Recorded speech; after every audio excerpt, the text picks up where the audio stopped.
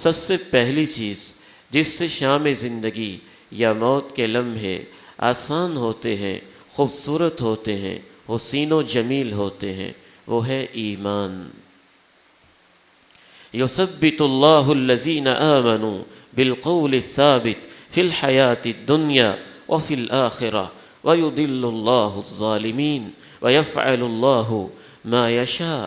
جب انسان نے زندگی کی صبحیں دوپہریں ایسے گزاری ہوں کہ جب بھی مانگا تو رب سے مانگا، جب بھی جھولیاں پھیلائیں تو اسی رب العالمین کے آگے، جب بھی ہاتھ اٹھائے تو رب کے حضور، اس کی نظریں، اس کی نیازیں، اس کی منتیں، اس کے چڑھاوے، اس کی دعائیں، اس کی صدائیں، اس کی آہیں، اس کی فغائیں، اس کے آنسو، اس کی سسکیاں، اس کا رونا اور ہچکی کا بند جانا، یہ سب کچھ ہوا تو رب تعالیٰ کی ذات کے لیے ہوا۔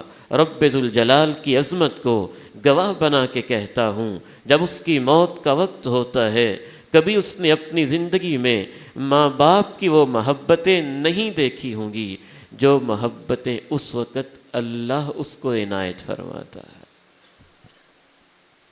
دل میں سکون، خیالات میں ٹھہراؤ، احساسات اچھے، اوپر سے بشارتیں۔ یثبت اللہ، اللہ ثابت قدم رکھتا ہے کن کو؟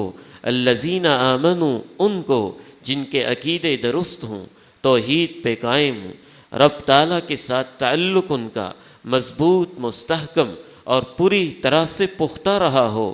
کہاں کہاں؟ فی الحیات الدنیا، دنیا کی زندگی میں بھی ثابت قدم رکھتا ہے، خیالات کو، احساسات کو، جذبات کو، دھڑکنوں کو، ایموشنز کو، دل کے گوشوں کو، اس کے تمام کی تمام اعضاء و جوارح کو رب تعالیٰ ثابت قدمی نصیب کرتا ہے۔ فی الحیات الدنیا، دنیا کی زندگی میں بھی، وفی الآخرہ، اور آخرت میں بھی۔ جناب سعد رضی اللہ تعالی عنہ و ارضا دنیا سے جا رہے، جاتے ہوئے اللہ کے پیغمبر علیہ السلام کو اطلاع ملتی ہے کہ سات کا آخری وقت ہے اور دنیا سے وہ بس جایا چاہتا ہے۔ اطلاع ملتی ہے کہ اب وہ جا چکا ہے۔ امام ابن سعد کی ایک عظیم کتاب ہے الطبقات الکبریٰ، جس میں انہوں نے کلاسیفائی کر کے عہد نبی سے لے کر اپنے دور تک کے لوگوں کے طبقات میں تقسیم کر کے اللہ کے نبی کے حالات، پھر صحابہ کا طبقہ، کبار صحابہ، صغار صحابہ، کبار تابعین، صغار تابعین، اس انداز سے ان کے حالات قلم بند کیے ہیں اور ان کی پوری بایوگرافی اور زندگی کی تفصیلات لکھی ہے۔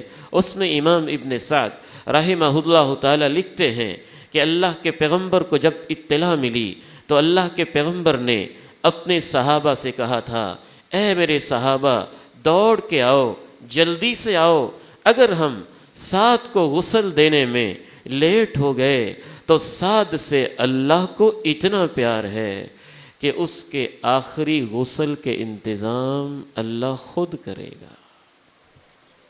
کیسے؟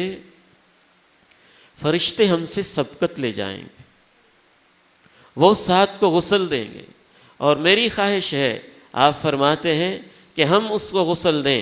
بعض روایات میں آتا ہے بڑی تیزی کے ساتھ دوڑ کے پہنچے، غسل کا اہتمام کیا۔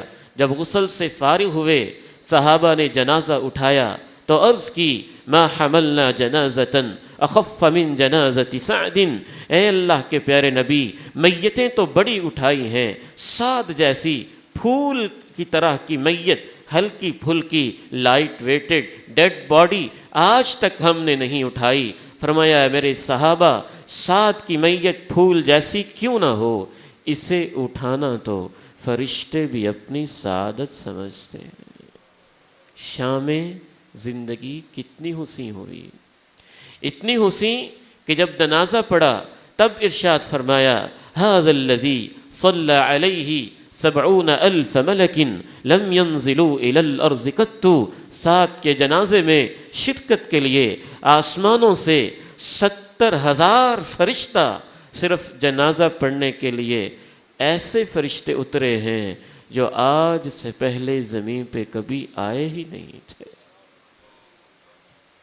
روح پرواز کر گئی تو فرمایا ھذا الذی اہتز لہ عرش الرحمانی، 7 کی روح جب آسمانوں تک پہنچی ہے، پہلا، دوسرا، تیسرا، چوتھا، پانچواں، چھٹا، 7واں آسماں، پھر سدرۃ المنتہا، پھر رب عظیم کا عرش عظیم، رب کریم کا عرش عظیم۔ فرمایا آج ایسے انسان کی روح آسمانوں کو چیرتے ہوئے عرش معلیٰ تک پہنچ رہی ہے کہ 7 کی روح کے آنے کی خوشی میں اللہ کا عرش بھی جھوم رہا ہے، خوشی محسوس کر رہا ہے کہ بڑے اچھے انسان کی روح آ رہی ہے۔